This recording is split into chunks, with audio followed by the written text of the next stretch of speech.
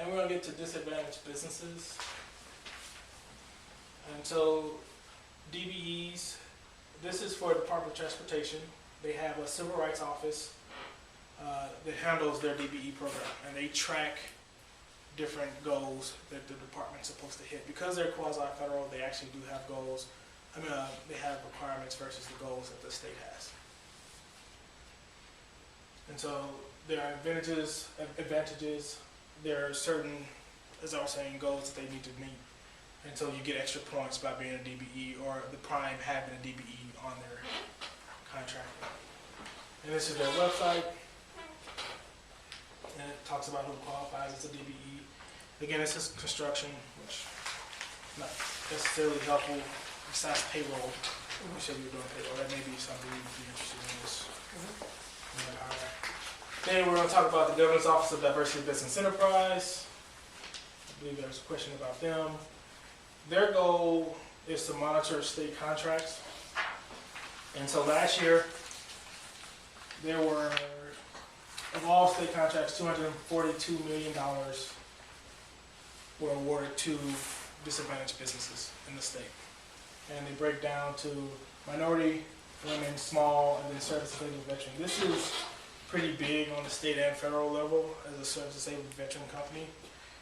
The state requires you to be 20% disabled. I believe the federal government has, as long as you're qualified as disabled, it doesn't matter.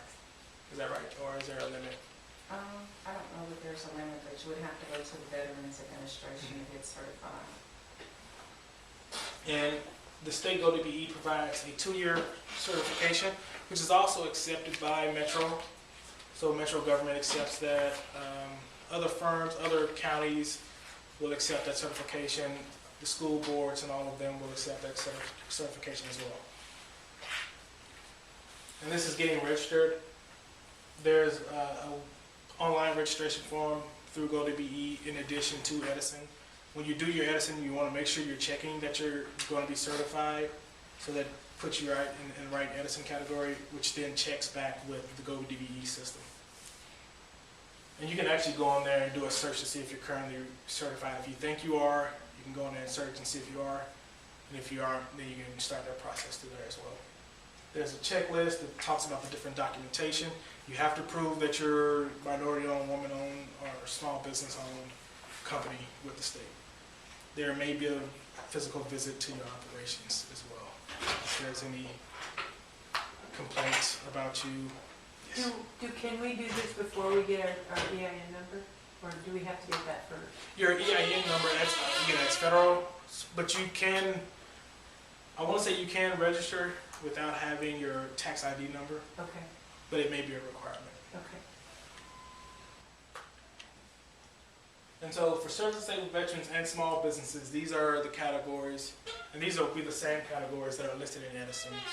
So based on these areas, educational, you need to be 10 million and no more than 30 employees, full-time employees to fall within that. Service industries need to be 10 million, no more than 30 employees to be considered small. This is only, relevant to you. It applies to either, you can either be service disabled, but you can also be, if you're a service disabled small business, you have both. Then this again is talking about our disabled veterans. You have to be 20% disabled, and this is key here. At least 51% owned and controlled.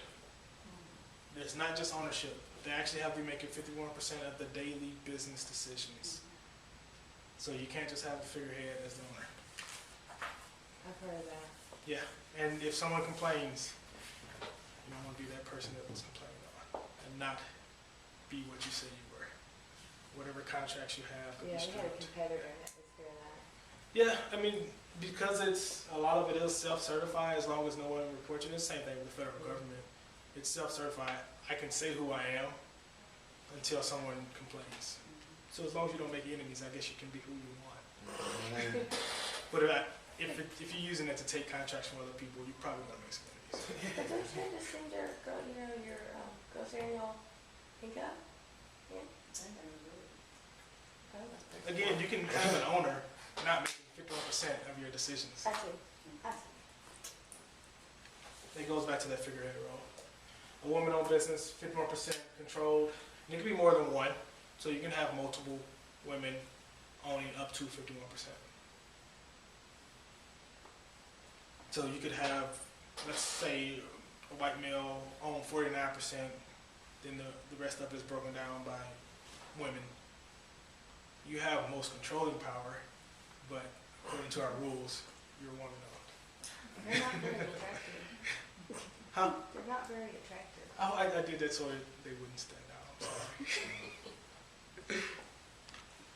sorry. Minority-owned, it's the same thing. These are the 4 minority categories: African American, Asian, Hispanic, and Native. 51% can be multiple, made up to 51%. Any questions on that? And now we're going to get into it. Hopefully this video introduced you to how to gain access to a wide range of opportunities for disadvantaged businesses. For more information about the NBIC and future events, connect with us through Facebook and LinkedIn, or check out our website at www.nbiconline.com.